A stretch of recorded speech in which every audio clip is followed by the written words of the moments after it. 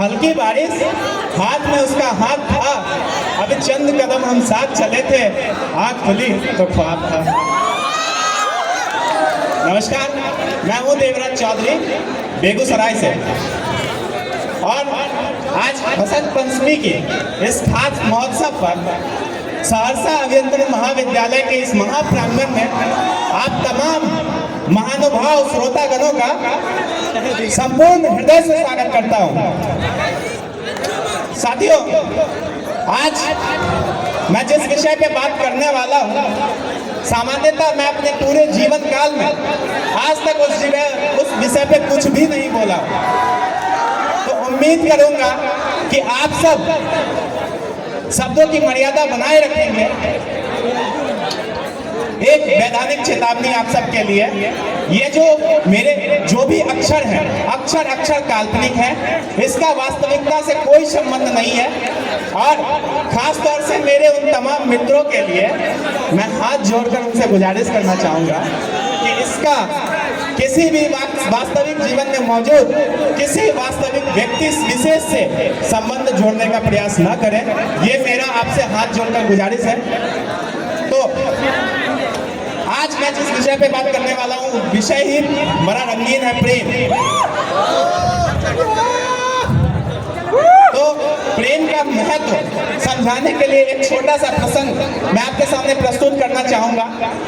हमारे शास्त्र में वर्णित है कि एक ऋषि हुए महर्षि रमन, कहते हैं उनको ईश्वर का साक्षात्कार हुआ था।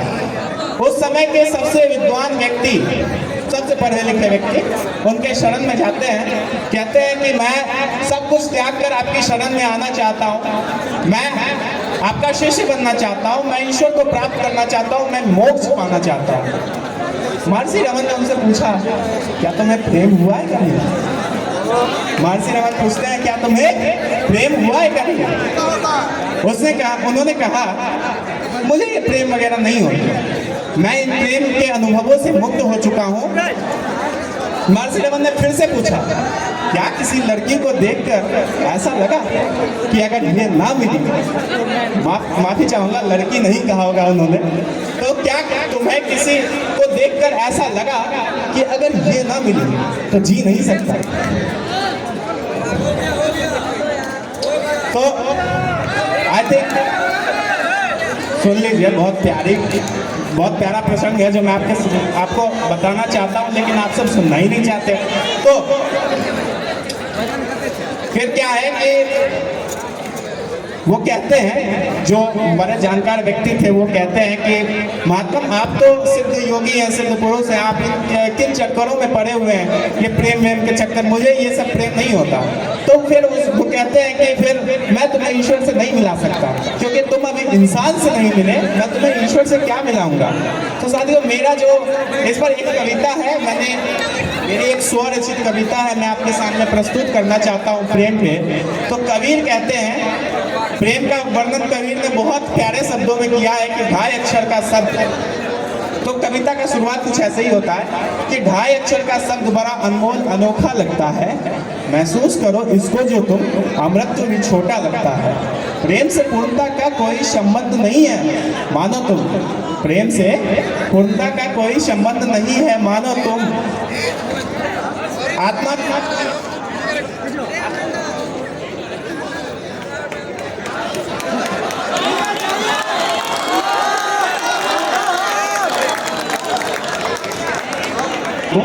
अपने हृदय के खालीपन को मैं प्रेम से भरने निकला था। प्रेम क्या कोई वस्तु है जिसे प्राप्त करूं, भर जाऊं मैं, या है कोई ऐसा द्रव्य जिसे पीकर मौत मनाऊं मैं? प्रेम न कोई वस्तु है जिसे प्राप्त करो और पूर्ण करो, जीवन के इस अमृत से इस सृष्टि को संपूर्ण करो। और इस जग के सारे उलझन का है एकमात्र समाधान यही, इस मृत्यु लोक से मुक्ति का भी एकमात्र विधान यही। और भगवान भी प्रेम के भूखे हैं, बस प्रेम समर्पित करने से हमें अपने गले लगाएंगे, मीरा के एक गुलाबे पर केशव दौड़े चले आएंगे। पर ये बातें थोड़ी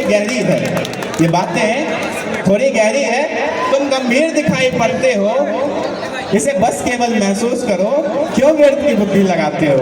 और आप सब सच में बहुत गंभीर महसूस हो रहे हैं, तो आपके लिए शेर अर्ज किए देते हैं। दीदारे इश्क की महफिल में, दीदारे इश्क की महफिल में गजले शाम लिखता हूँ, मैं वो आशिक हूँ जनाब जो मोहब्बत सरेआम लिखता हूँ।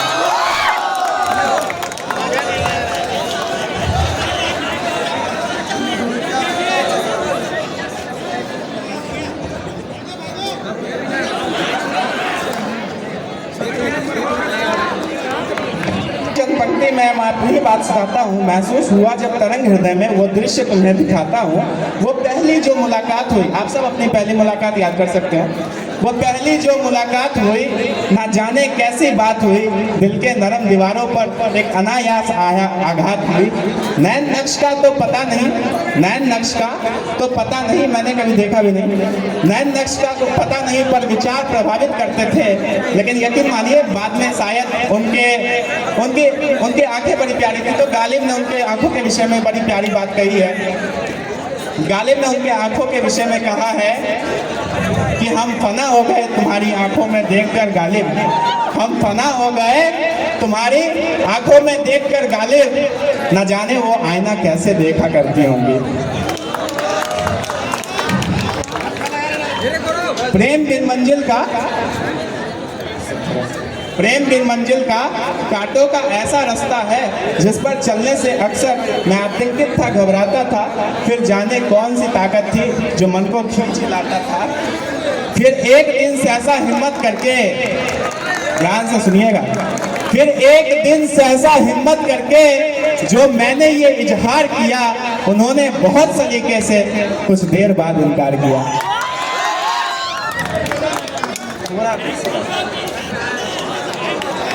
कितना नासमझ और नादान था मैं, जिसे प्राप्त मैं करने आया था उसका अर्थ भी नहीं समझ पाया था।